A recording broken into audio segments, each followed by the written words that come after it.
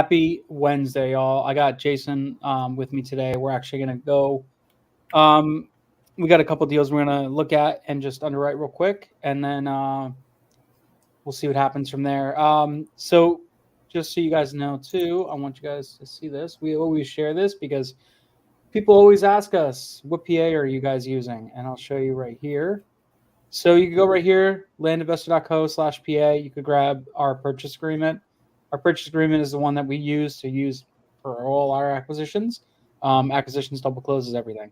So you go right here, you just click. All you got to do, you just put your name, info right here, and email. We got to be able to email it to you. That's it. And also, guys, if you guys don't know about Land Insight's free Chrome extension right here, this thing is awesome. I use this all the time to run our quick, what's our PPA for a property and all that jazz. It just saves us a ton of time, honestly, just because you don't have to worry about doing the math and all that stuff. It's completely free, same thing, just name, info, whatever here, and this will get sent to you. You could download it right onto onto your Chrome, and then on Redfin and on Zillow, you'll just see the quick boom little blurb right there. So it's awesome. So I am going to bring in, got Jason on the line right now. Jason, what's up, man? How's it going? Fantastic. So Jason was giving me a little bit of rundown. He's in LIA. You've been in LIA since what, February? Yeah, end of February. End of February. And you've been trickling out mail and stuff like that. Nothing too crazy, but which is still good. I mean, at least you're getting it out there. And you got some deals that are just almost there. We're just not fully over the board, right? Correct. Yep. All right, cool. Cool. Just want to give everybody a little bit quick insight about what you do, what you're doing here in Land. Yeah, definitely. So I have a close friend that's in LIA as well. He's been in since I think middle of last year, so pretty much a year. He was talking to me about this whole operation, just kind of the idea of it. And it kind of suited me, but then, I was hesitant just because I want to do my own due diligence, wanted to see if something that fits me. And then end of February, once the year turned around, I really got to dive deeper. And then I met with some of the people in LIA, and it was a really good group. So that's what really propelled me to start. From there, I did the training, the 0 to Hero 90 day. That was probably the most influential to me with you and Sumner. I learned a lot there, started to get dialed in on my whole process. My biggest, I think, area of opportunity would be just navigating sales calls, because I've never really been a person that in any job had to, finalize any sales. And so navigating that, I can talk to anyone. The rapport building is pretty easy for me, but kind of starting to negotiate and then close and get someone to come down, maybe even two smaller tiers of a price agreement is challenging for me. I've only had 5 good leads. I have 2 right now. That one, I think, like I said, has some meat on the bone. There's an opportunity there. The other one, I think, is a little bit more of a, I don't want to say Hail Mary, but, fourth and 15, something like that, if I were to put a football analogy to it. But yeah, we have 2 leads. They're both fairly easy to talk to, and expecting a call from me today and tomorrow. So when I reached out to you, I think this was a good idea, just to connect and then even do it live if we can. Yeah, absolutely. So what the goal here is, I want to look these up real quick and just see, as far as everything goes, are they, what kind of deals are we looking at? What are price points and all that stuff? Are you comfortable with me sharing it? I don't have to. I could just look it up and then kind of just share. Yeah, that's fine. You can share it. Okay. Yep. You know what I might do is I might just get the general area, not the actual parcel and stuff like that. I'm going to grab the general area. I don't want to share the actual lead here. So okay. I'm going to grab the general area. We'll get some price points and all that stuff and kind of get better familiar with it. And then when we call them, we have some idea. So just looking at this parcel real quick, looks like I'm looking at the first one, Escambia County. Yep, they're both in Escambia County. Okay. Is it the one that is surrounded by kind of like farmland and timber. Yeah, it's the 12-acre parcel. Yep, correct. Okay, cool. So I'm looking at that one first. It does look like there's quite a bit of, looks like a defunct mobile home park or something like that Mm-hmm. around here. I mean, defunct, like it's all gone. Yeah. So that does tend to bring the value down when you look at Yep. that real quick. So that's something you understand, yeah. Okay. Let's see. We got a house right here. Let me grab an address. That's not it. I'm just trying to grab a local address, and I'll pull that up. Florida. Man, everybody lives in Florida that has a house over here. Yeah, the border is just south. There's a couple bodies of water that are like really popular, and it drives up the price in Florida. So while you're looking that up, I'll just say something quickly. The lots just south in Florida are like very much higher price. Obviously, Alabama's a little bit different than Florida, and that also kind of makes it hard to comp because if you look at anything Florida, it's a little bit different. So you got to kind of stick to Alabama when we're comping, or when I was comping. Yeah. Gotcha. Okay, so the border is basically right here. Yeah. Is where it is, right? That's why, because I'm looking at all these addresses and they're all coming up Florida, Florida, Florida. I'm like, oh, okay. Mm-hmm. But I guess it's that close. Yeah. All right, good. Okay, so we got the road. All right, I got address right here. So I'm gonna open up Redfin, and then I'll start showing everybody kind of where we're at. All right, so this property, you're thinking the exit is around what? So I spoke to a realtor yesterday that has sold a couple parcels as well as has one listed that's fairly similar. He was thinking 70K is right around the sale price. Mm-hmm. He doesn't know, but he was pretty honest. He doesn't know about timeline on how quick it would sell, just because this isn't necessarily the fastest moving area, but. Sure. Yeah, I connected with him yesterday and talked in depth about this parcel as well as the other one for the other lead. And, I'm thinking if it sits for 70, then 1 to 2 potential smaller price reductions in a certain amount of time, just kind of, as a ballpark idea of if it does go south of the price point. So that is also why I want to try to work this lead and work it down. Obviously, what you pointed out is around there. There's some things that we can utilize to our advantage in that conversation. It's just I'm not as seasoned in this to really hold that conversation as a talking point for a long time. This is only my 5th lead so far. Yeah. Okay. So basically, if you don't get it for around 50, it's pretty much a dead deal kind of thing? That's what it seems like, yeah. Okay, 128. Okay. All right, so I'm going to say, just judging by this real quick, this isn't rural. It's more rural of an area. I do see this guy right here. This sold for 12K an acre, but I'm not going to use that.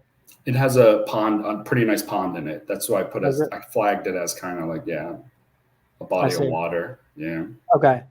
This guy sold for 8,500 an acre. So this is the nice thing about land insights PPA. You could just look at this real quick and you can see all this stuff. So we got 100K, but this is on the other side of the highway.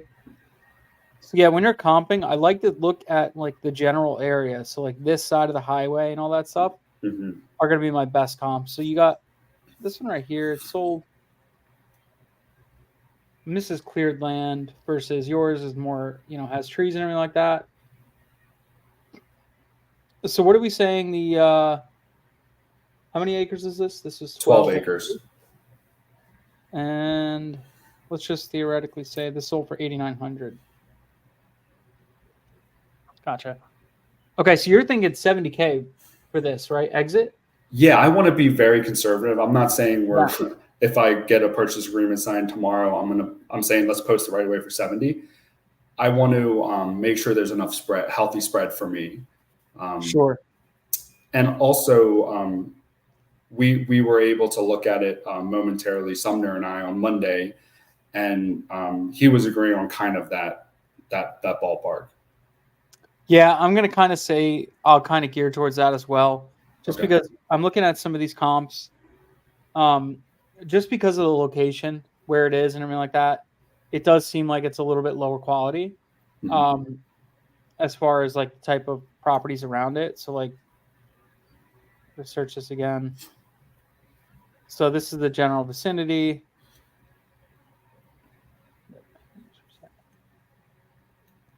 So this is the general vicinity right around here. Now I don't see anything, really selling around here. Mhm. Let's see houses real quick. Just want to see what kind of houses are selling as well. Sold last 6 months. So you got a 285 that just sold. And that's on 10 acres. So 285 on 10 acres. Then you get a 196 up top on 2 acres. So you're talking 20% of that. So it's like 60K right here worth of that. So it's about 6K an acre right here, just land value Yeah. based on like if you look at a house, take 20% of the value. Mhm. It's a rough estimate, not guaranteed. Just Yeah. throwing it out there though. Yeah. Let's look at the land. All right, anything for sale? I saw a few things, but I don't think in that general area. It was like you were saying, like more towards I think it's Burton, which is just northwest. It's all like kind of closer to the city. Okay, gotcha. You got this guy right here is 9 acres. This is active. It's 9 acres, not too far. Um, let's see if we have. This was just listed active February 1st. So that is like 4 months. Mhm. So if you're going to be listing pretty close to this, but you're like a couple acres bigger, so that's good. Half an acre. What's this? 951. This is probably pretty big, right? 323K an acre. Yeah, 317 acres. All right. Yeah, a lot of stuff in Spring Hill. You see a lot more parcels for sale over here. Mhm. 70K for a 40 acre. Yeah, and that's the realtor I believe I spoke to, possibly. I would not use them. No, that wasn't it because he had drone photos and everything. We talked about drone photos in depth. There was 5 different realtors I reached out to. Okay, good. Yeah, it was one of the better. A lot of these listings are very poor. Yeah, this is really bad. Yeah, a 14, lot of them are 14 not acres of appealing. wooded land. Like, I cool. know. And that kind of made it like if I can get a listing up with a decent price and have someone that actually lists it um, in a much better fashion, it might be more appealing. But a lot of the listings are pretty poor. Yeah. Okay, cool. All right, let's do this. I'll go for the call now. Let me just do this. I want to just keep this up for me. Can I ask you a question before that? And then Yeah, if go you for want it. any more background, let me know because I'll give you as much background from the first call I had with him. But would you, if we were saying like 70K listing price, and if it had to get reduced after 3 months, whatever the case may be, would you say like a 55 is way too tight for a small base hit? How are you funding this? If it was a double close, I'm pretty sure we could do a double close. The realtor is comfortable with it, as well as this guy doesn't really care as long as he can get his money. He's like I said to you earlier, if it was 60K, he's like, I'll sign tomorrow and then just give me my money whenever. Okay, so let's say you sell for 70K. How much is the realtor charging? 5%. So times 0.95, you're left over 66,500. Yeah. And then you got probably your transactional funding. So like if I were to fund this deal for you, because I do transactional funding, Yeah. it'd be $600 for me. Mm-hmm. And then if we were to do some closing costs like 2K in closing, and then you're saying 55, 50? Yeah. it's like 50 or 55. Those are my like kind of like tiers. I want to try to drop it down to. All right, so let's say 55. It's 8,900 profit. Yeah, which is Cool. still a base hit. I mean, that's fantastic if you think about it. Like, you're not risking capital, all that stuff. Like, Yeah, to make 8,900 bucks, it's pretty good. If you get it down to 50, obviously, if you get it down to 50, yeah, then you want to go 13.9. yeah. Now, as far as everything goes, when you talk to this guy, Hmm. when you kind of went over pricing, what did Hmm. you say? So my initial offer was 57, like 300, whatever the case may be. And then I was trying to just get to know him, build a rapport, also like slowly figure out, why he's like in this area or this time frame in his life when he wants to sell, but he's not in a rush. He's like I said earlier, he said, if I don't find the right price, I could just give it to my kids. They can figure out what they want to do with it. But I'm getting older. I just had a stroke 5 years ago. I live in Florida. I don't need to go up there. I can't hunt there anymore. Mm-hmm. Um, so towards the end of the call, I was like almost going to get to a price agreement. He's like, how about this? And he just like cut right to the chase because I think he kind of likes to potentially drive the conversation a little bit. He has that type of personality. He was like, I want 65K, but because of a couple things, whatever, I forget what he mentioned. I had notes, but I forget. And he said, if it's 60K, I'll sign tomorrow and you can have it. So Mm-hmm. he kind of like cut to the chase pretty quickly. It was like 60K is fine, Okay. Gotcha. Okay, so I'm just looking to see like what kind of like newer builds, modulars, and things like that are here too. Okay. There's also like good stuff to like bring up. Um, Okay. so if you talk to him and just be like, "Hey, look, here's another thing I'm looking at." Like, let's say I want to build a house there, so obviously not a lot being built over here. Mm-hmm. Yeah. Yeah. Are you looking to do an EMD at all? That's the other thing. I haven't really decided that, but Mm-hmm. if I do, it's got to be pretty small, right? Yeah. How long has he owned this property? I think 15 years. I have to check, but he's owned it for a good chunk of time. 15. Okay. Yeah, something like that. All right. Let me just see. So that's another thing too. Have you pitched double closing at all? Not really. Okay. I Yeah. gotcha. The big things I talk about are time frame, so that if we need to go down the route of a double close. Sure. But I haven't really gotten to the point where I can discuss it in depth. I have discussed purchase agreements with people, so that kind of like, I guess that dabbles into it because there's obviously assignment portion clause. Mm-hmm. So I have been able to talk about purchase agreements with 2 leads before. Okay, cool. So here's what I'm gonna do. I'm gonna get it going, and then what I'm gonna do is after he comes on, I'm gonna just start the call, and then I'll switch it back over so everybody can hear. Okay. So just give me a minute. He Yeah. does know that. So I told him because who I was telling you about, my buddy in LIA, I talk to him almost daily about all the stuff I'm doing just because he's kind of like a pseudo mentor to me. I told him I have a partner. I never mentioned who his name was. So he wouldn't be surprised if someone else reaches out to him besides me. Okay. And what was your name again? What's your business name? Premier Land Group. Premier Land Group. Okay, cool. All right. Let me give him a ring.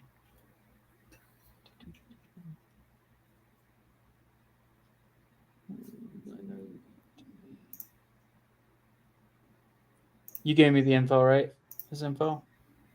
Yeah, it should be on that document. Or let me give it to you because I didn't put it on that document because I shared that in the lead to a couple other people. Give me 1 second.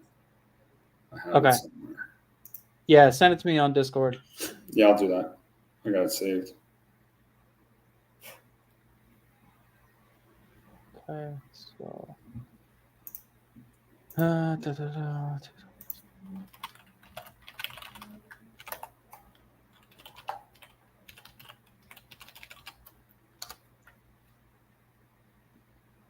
Okay, got it. All right, I'm going to mute out for a minute if you want to chat with everybody while I'm doing this. 712.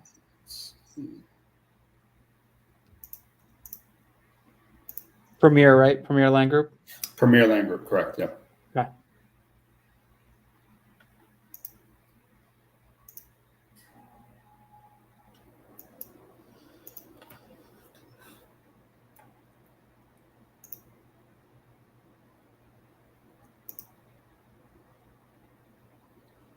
So I'm just talking to Jason here. We're looking over at this parcel you got over here in Alabama, and I just wanted to touch base with you. I know you talked to Jason about possibly selling and everything like that, and we're Yeah. just kind of going back and forth, coming to an agreement. Um, so I just wanted to find out from you kind of where you're at, where your head's at with everything. Mm-hmm.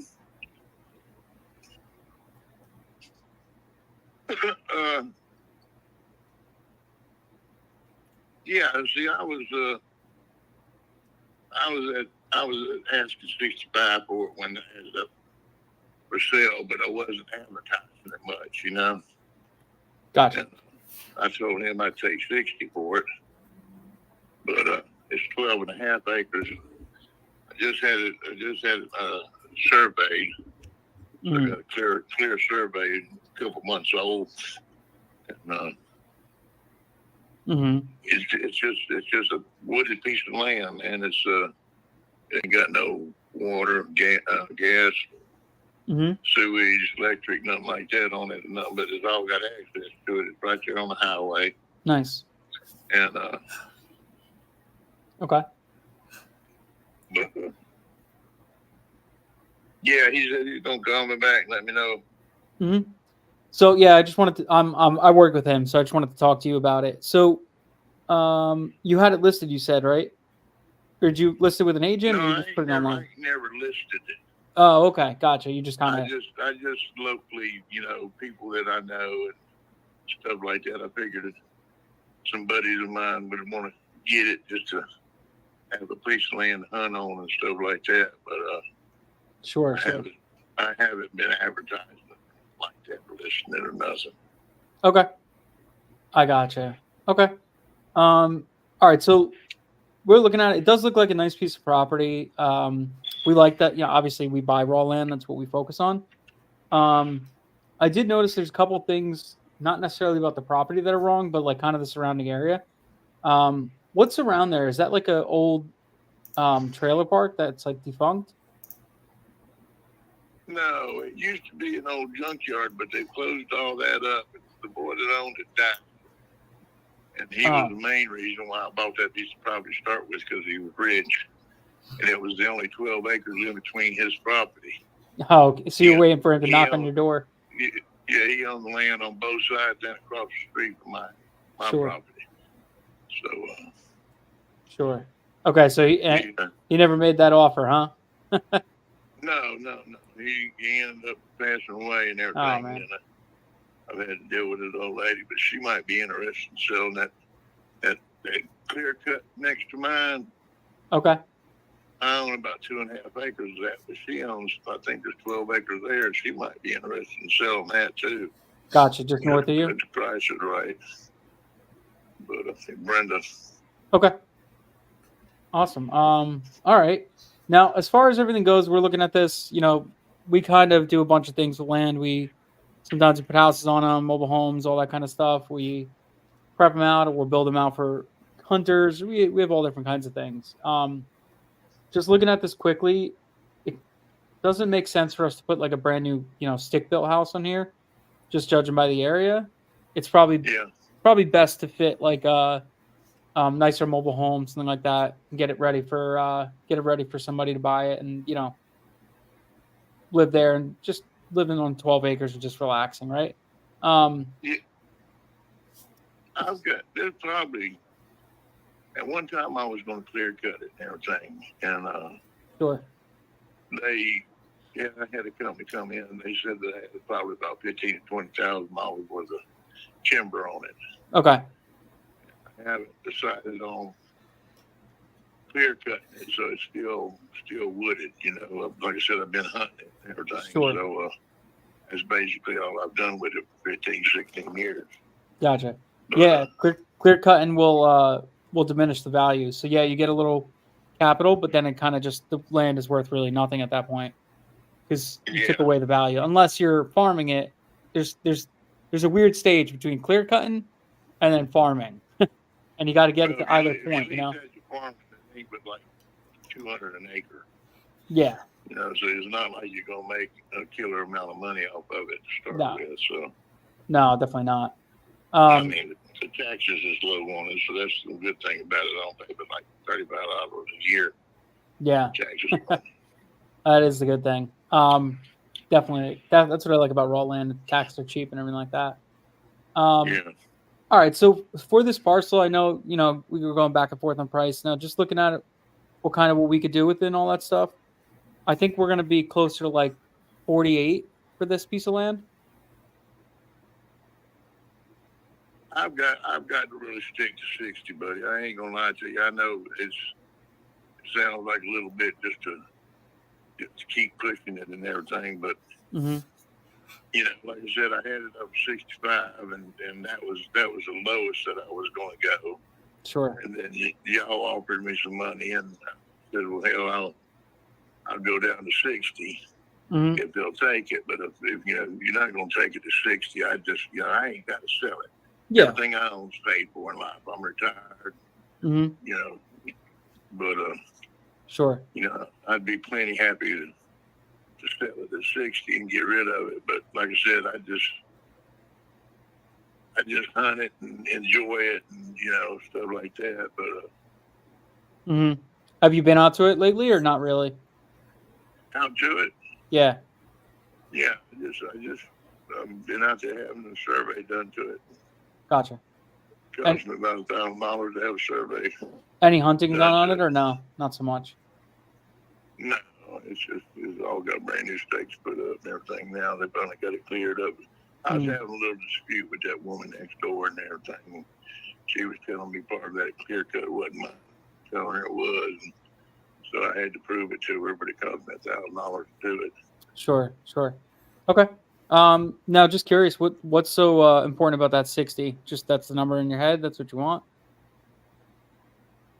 Yeah, the 60 is what I kind of really want to stick to. I mean, I know it's trivial for that little bit, but it's just basically I've had it for so many years. I've paid taxes on it.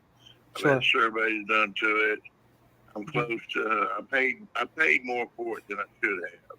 Okay. I paid 50 for it. Oh, you paid 50 for it. Okay. Yeah. So got another 10 tied up in it. So if I can break even, that's what I was looking at. That's the reason I had it for 65 because I could make a few thousand. Okay, I gotcha. So that 60 is basically your break-even point. That's why you need that. Yeah. Okay. Basically. I gotcha. Okay. Yeah, because based on tax value on this thing is like 36. So that's why we're coming in at like 48.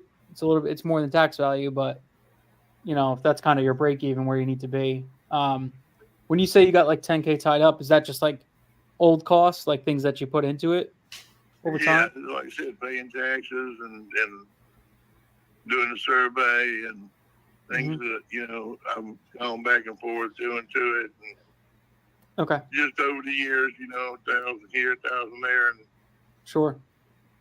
It's just working on it, keeping it cleared. Some of the brush cleared to it. And, sure.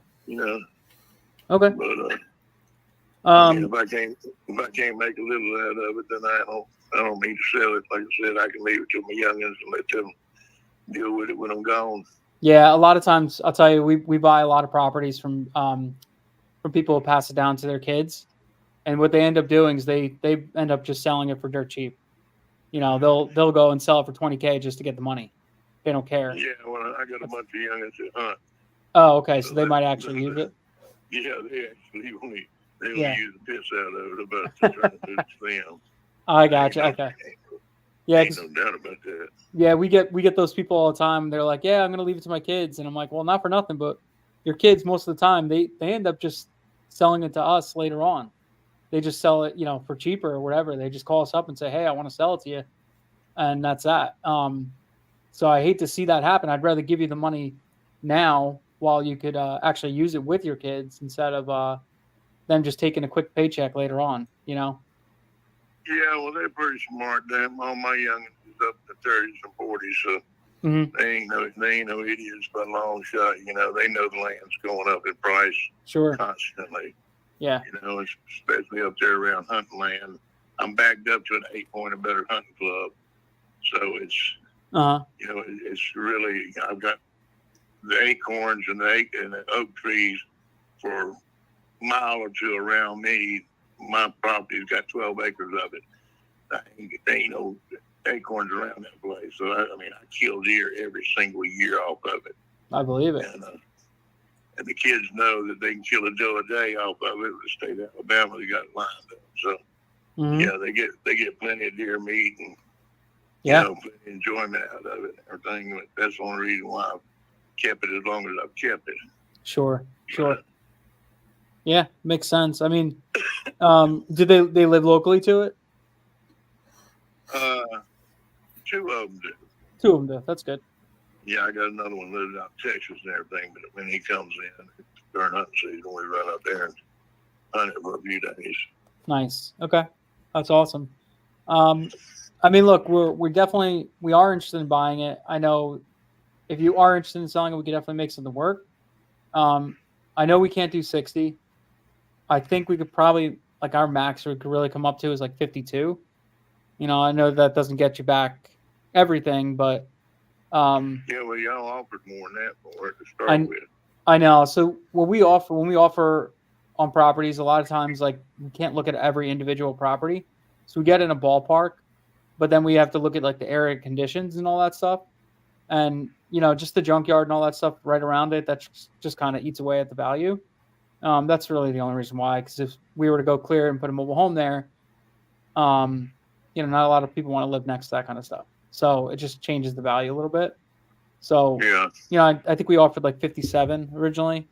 So we just got to come down a little bit just to accommodate for that, clean up some stuff and do all that, Yeah, no, I'd rather keep it, man.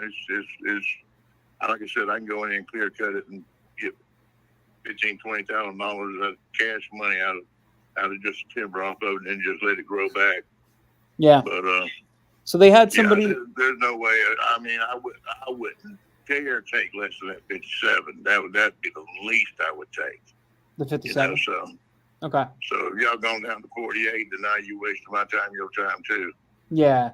I wouldn't even anything under that 57 is definitely a no. Okay. Okay. Well, let's do this. I don't think I think we could try to make something work.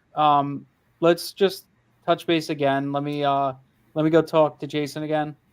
And let me see what we could do. If we could do something, maybe if you give us a little bit of time, we could go try to see if we could find a partner of ours that might want to buy it instead, and we'll just get them to purchase it if that's agreeable to you. Maybe we could do that. Like I told him, you can take as much time as he wants to take. Find somebody else that wants it. Okay. It's fine and dandy with me, but like I said, I ain't got to sell it. All right, cool.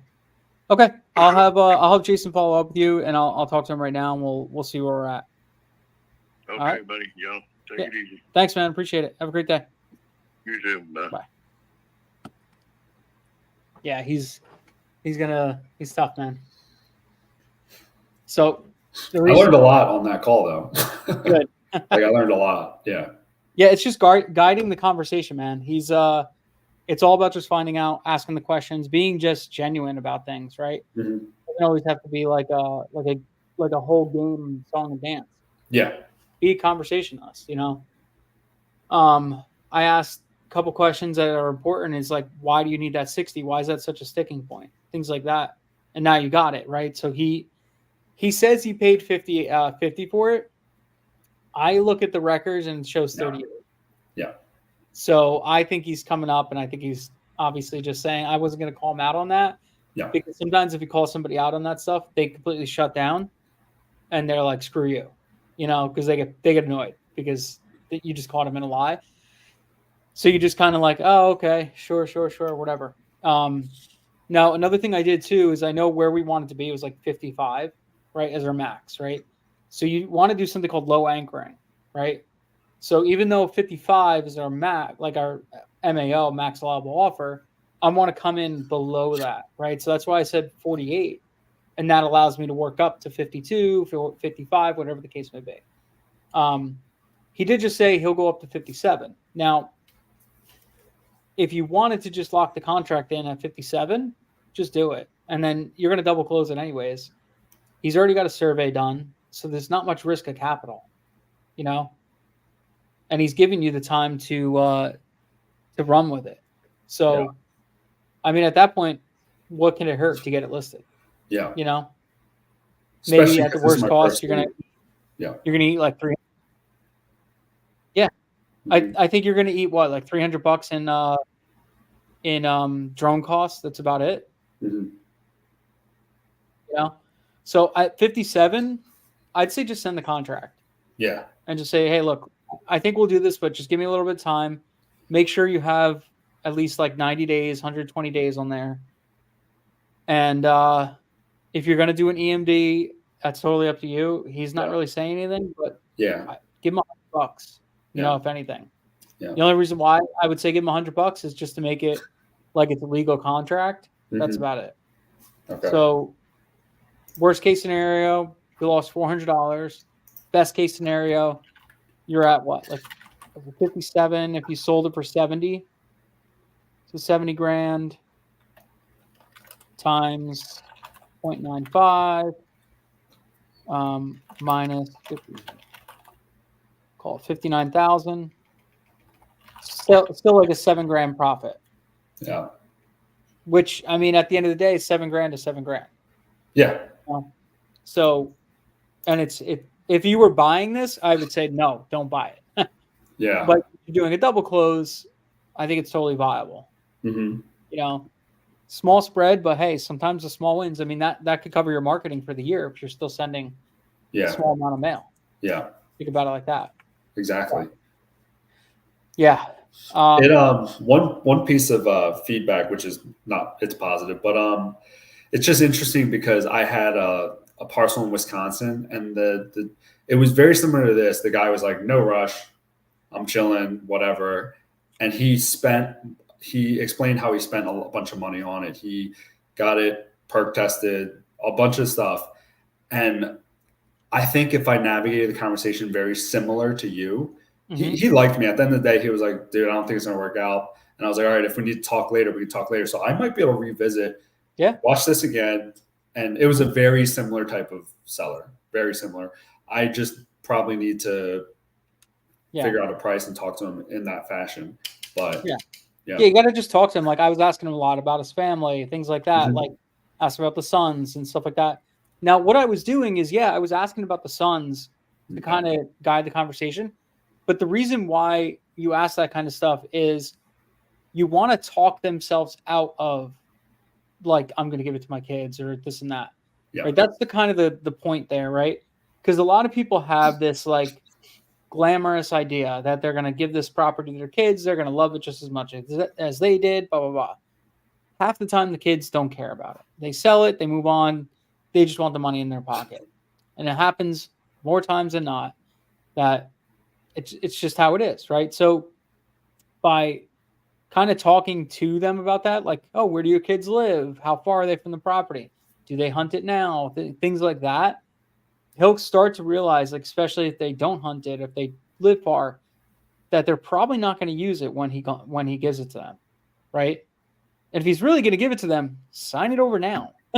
Yeah. You know, like, what are you waiting for? You're not going to, it's not this huge capital gain or anything like that. Just quit claim the deed, the property to them and let them own it instead of you owning it. Let them deal with the taxes and all that jazz. You know? So everybody has this, like, beautiful thing. It's going to work out. It doesn't work out.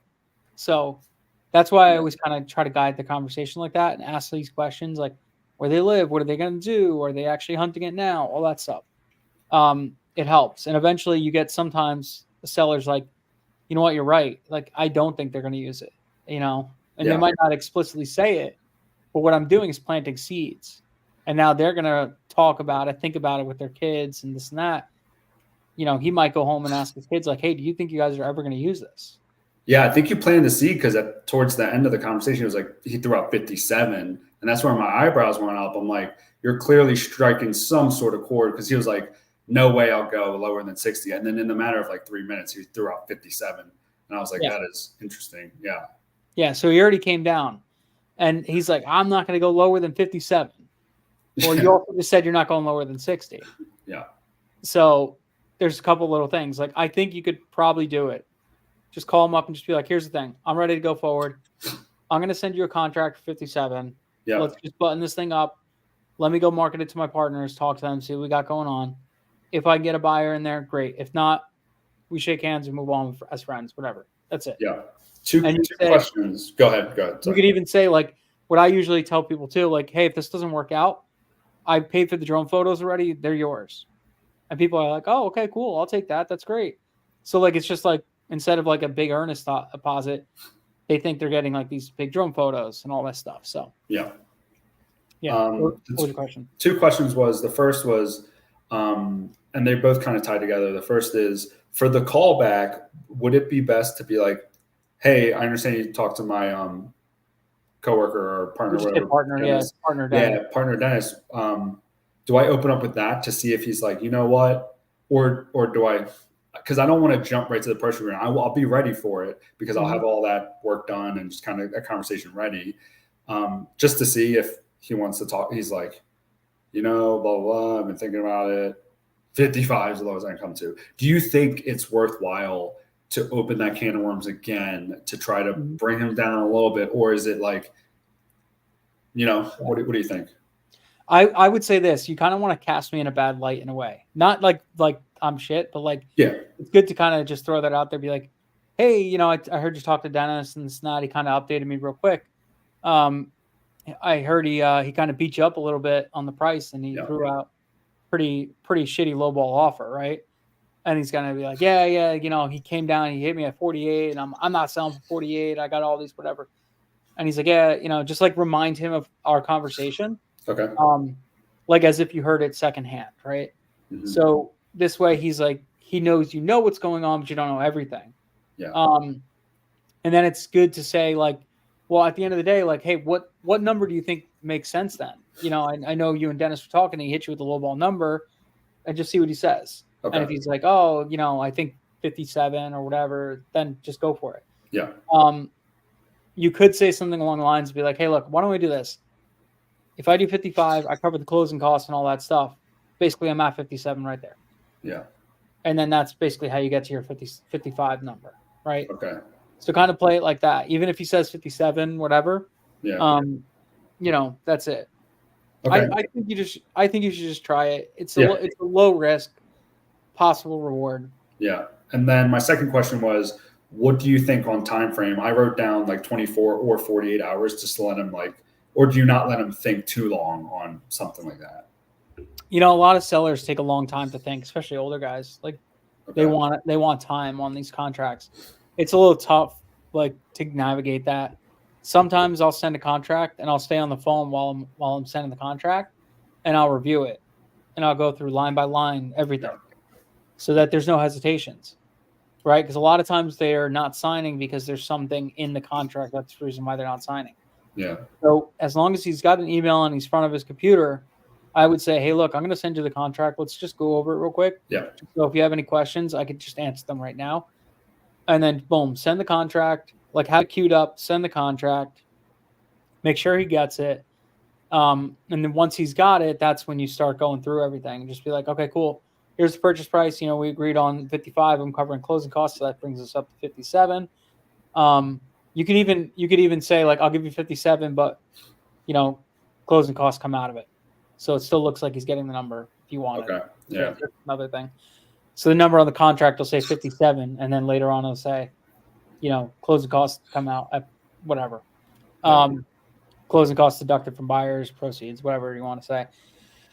So just go on and, you know, go through the lines of the contract and, you know, just kind of explain everything and just be like, any questions? No? Cool. All right. All you got to do is just hit sign.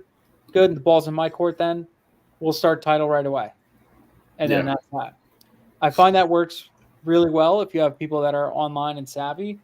If it's somebody that's older and it's a little tough for them to get to a computer, it's kind of crappy. You know, I just lost a contract the other day where the seller's like, I don't have email, I don't have this, and whatever. I'm like, well, you have a cell phone? They're like, no, we only have a landline. I'm like, okay. So I had to mail him a contract. And normally I would send a notary and have the notary sign the contract, but I think this guy was like kind of like meh, like wishy-washy, so I wasn't going to waste 200, $300 on a notary. Yeah. So I ended up sending a contract via mail, and 2 weeks later goes by, nothing happened. We called him up again. We're like, hey man, just wanted to make sure you got the contract, this and that. He's like, no, I signed with somebody else. I'm like, okay, cool. Oh well. Yeah. Like, I didn't really care because I wasn't a huge fan of the deal, but still, like, Okay. kind of shitty. Yeah. So you got to kind of gauge that too. Like, how serious are you with this? If you are, then sending a notary, doing things like that really help. So. And you utilize Sign Now typically for emails, just so they can electronically. I do email and text too. Sign Now is good because you could text it to them, which is nice. Yeah. Okay. I've done that for a few guys that are like, I don't have email. I'm like, great, you have a cell phone? They're like, yeah. Okay, cool. I'll text you the contract. Goes right to your phone. They don't really have an excuse then, you know? Yeah.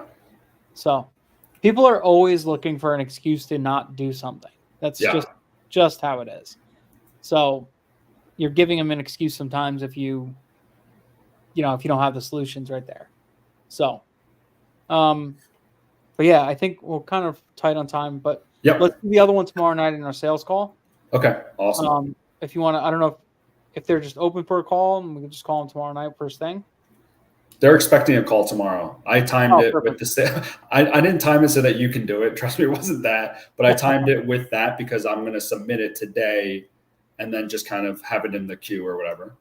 Okay, cool. Yeah, we'll do it first thing. So we'll do it as soon as we go on at like 7-ish, like 7, and then we'll call them. They're Alabama, right? You said they're the same county, just west of the highway, so the other side of the city.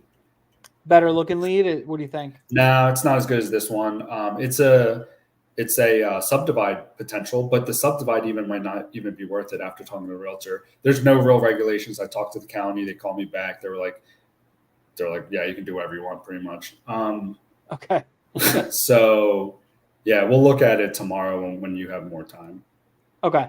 Yeah, I'm looking at it now.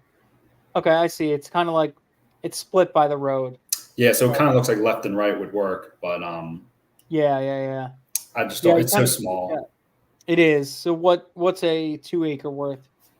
I mean, they bought it for $8,000. Yeah. So that's not bad. And you can see just south of it how like there's little. I think it's mobile homes. I'm not looking at it, but like there's little plots where people already built. So it kind of gives you a vision if you subdivide it. But sure, yeah. Yeah. So it's up by Bruton. Where's it by? Yeah, it's just southwest of Bruton, I believe. Okay. So it's up in this range here. Yeah, but that guy's talking like higher numbers. Like I offered 44, I think, or something. And he's like nothing but 65. So when I called him, he said the same thing, and then he went down a little bit. But I was like, I'm gonna let me do some more digging, and then I'll come back to you because he's asking for too much. But he said he's gonna talk to his kids about it too. Similarly. Yeah. So I do say one thing. Sometimes if it's a lead that I don't really, part of this whole thing, when you're talking to people, sometimes you just have to not give a shit. Mm-hmm. You just have to not care about the lead, not care about the deal, and just let it go, Yep.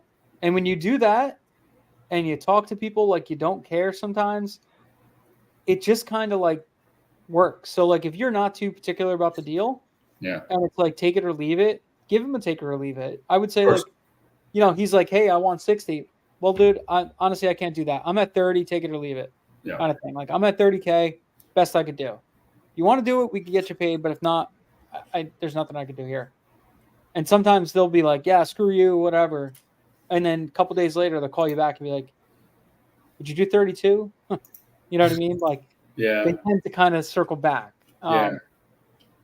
So that does happen. Let's see what we got. 70K, 6 acres. So what do you think this one's going to exit for? Like 60K? Yeah, I was thinking around there. That's why I wanted to stay pretty low. And then I wanted to figure out the subdivide opportunity. But like it's hard with the smaller acreages because they're around there. There's a bunch. It's all like right by the city. Yeah, even if you look, there's nothing really 2 acres. Yeah. So Really, something that's might cool. not be worth it. The realtor kind of said that as well. He's like, it might just be better to sell it as one.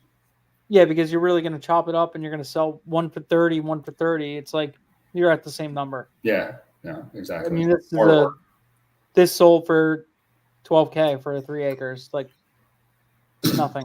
You Yeah. know, Exactly. 11K for 3 acres. So Doesn't add up. Yeah. no, it doesn't math. Yeah. Agree. Yeah. So I think maybe just hit them with the low ball. Yeah. Honestly, those kinds of leads are the best to practice your negotiations and all that stuff. Because then you just hit them with like low balls, hit them with whatever, Yeah. just see what they want to do and just see. They tell you to screw off, then you know, like, okay, I pushed too far. But if they're like, okay, just see what happens. Like if you want to be at 35, hit them with 25 and then come up. Mm-hmm. You want to be at a price. Another thing too, if you tell somebody like I'll give you 50 and that you actually wanted to be at like 55, whatever, and they're like, okay, like automatically, you did not go low enough. Like you probably could have went down to like 40. So if they're not almost like pissed off a little bit at your first offering, you're not at the right price. I've done that before. I just bought a deal where I was at 72 or no, I was at 78. And then I called him up. I said, hey man, look, we looked at this, and this, and we got to be at 60K. And he's like, okay. I'm like, fuck. Yeah. Lower. Because in their mind, they're like, this is what I would like, exactly. Yeah. I heard that. Yeah. And I found out later on that he actually was trying to sell it like 6 or 7 years prior for like 27. But I mean, that's why he was like instant yes, because it's like he doubled his money in a few years, basically, he looks at. But I mean, it doesn't matter. I'm still going to sell it for like 100K. Yeah. Whatever. All good. Part of the business. Yeah. Yeah. Part of the practice for for my me head, too. I'm like, I could have went lower. Yeah. So one of those things, if they're not like screw you and giving you a little back and forth, then you probably didn't go low enough. Yeah. So do that. So yeah, I think let's try calling the other one Cool. tomorrow. Awesome. What other kind of leads you got? Anything else coming up? No, I got 2 mailers that are hitting. So I do mailers by like the 600 to 700. I don't do these big ones because I try to concentrate on what my strategy is going to be because, I've only done 12 mailers, whatever the number is. So I actually this is talking about these sales conversations reinvigorates me to revisit the 2 that I had almost at the finish line. That are very open to talking to me. It's just I need more techniques, and that's what I'm building from today and from tomorrow and stuff like that. Yeah, yeah. And if you want to bring them on the sales calls, like bring them. We call them. Yeah, that's the best part about doing these sales calls is that's exactly what they're for. Call old leads, whatever you want. If you want to revitalize something, let's hop on. Let's see if we can get something sold. Yeah, and I can also record one because some of these I don't even think about. Like I'm just in the moment talking to them. But I can even record one if we need or whatever, just to review and talk about. Yeah, so sometimes I will say like sometimes it gets a little like too much. Okay. I don't mind if you send a recorded call. I just like the highlights. Like give me the highlights. Yeah, break it down. Yeah. Yeah, because like I've had people give me calls that are like 30 minutes long. I'm like, I can't do this, man. Like you don't got time for that. Boring. Yeah. I got to critique it as I go. I'm like, this is too much. Yeah. But yeah, a couple minutes or something like that, it's fine. Or just give me like the highlights and the lowlights. Yeah, spark notes. We'll go through it, and then we could call them or whatever you want to do. Cool. Awesome, man. Dude, thanks. This was very helpful. Yeah, thanks for coming on. This is awesome. I'm glad you last minute decided to hop in. Yeah, man. So let me know. I'll definitely see you tomorrow night. We'll do the other call first thing, and then we'll go from there. All right. Cool, man. Cool. Peace. Awesome, bro. Thanks, man. Later. Cool. Thanks, guys. We will see y'all later.